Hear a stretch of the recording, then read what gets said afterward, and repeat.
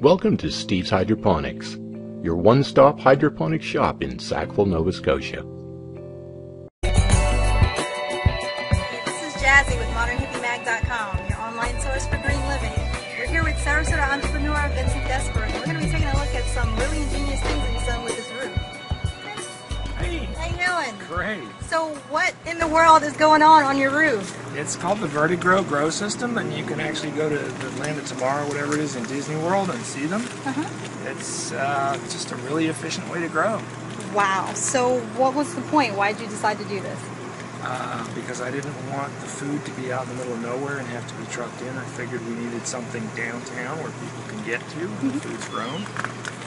Now, when did you get started? It's been a couple of months. You've had some amazing growth in just a couple of months. Well, some of these were starter plants. They come in like this. Strawberries are virtually impossible to produce. You buy the starter plant. So how many plants do you have altogether, you think? I have no idea. Quite a bit. Yeah.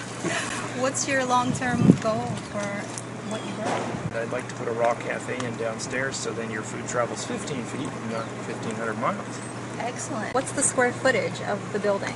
It's 3,000 square feet, and I've got space for just a little under 6,000 plants. Now, what's the weight bearing of your rooftop?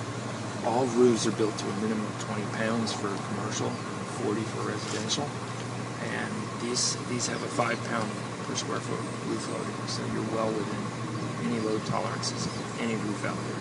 This was something you've been thinking about doing for years, so this is not an overnight process. No, it's not an overnight process. I researched all the systems out there and all the different grow methods and everything. And I mean, you've got recirculating methods and drip feed. I mean, you've got so many different nutrient film techniques. And the reason I went with this is you're not catching your feed, so you never have to worry about any pathogen growth in your recycling back through and dripping it back in. You just have a small percentage that drains out, and that's it. So where do the kits come from? These kits are manufactured the guy that invented them is from Summerfield, in the northern side of Florida there, and he invented them like 35 years ago, and he's been marketing them ever since, and they are everywhere. Wow. I mean, he just got back from putting a few thousand acres of them in Dubai. So, I mean, it's a big thing. It's a coming thing. Wow. I mean, I think it's a great thing. So tell us a bit of how it works. I see that you've got some lines running here. How does it work? Well, you have a nutrient barrel and your pH barrel or whatever, and you have 2 pumps. And then you put the mixture in once in a while, because nice big barrels, and then the computer turns on 3 times a day and drops 3 feedings into the top tube of each one. And basically that's pretty much it. You fill your barrels every couple of weeks. It's so nice and simple. And that's it? That's it. So what about the soil then? What is it? Actually, you don't use soil. It's hydroponics, so it's a sterile growth media. All your nutrients and everything comes in through your drip feed line. So all you're doing is holding the roots, basically. Wow. This is probably the least amount of water you can use to grow. But the thing that really makes it, is you really don't have to use any toxic pesticides or any of that stuff. Most of your pesticide problems go on away anyway, just by the fact that you're not growing in soil. So you lose your soil-based pests and your soil-based diseases. And you're also not growing in soil, and there's no soil anywhere around here. So you've got no weeds to deal with. So what type of plants do you have? What type of fruit and vegetables? Anything and everything.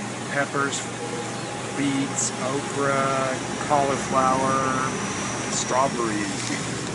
Would you say is it a difficult process to put it all together? No, it's just laborative.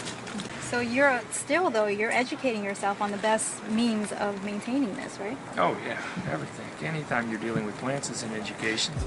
For more information on how you can start your own rooftop garden, visit vertigrow.com.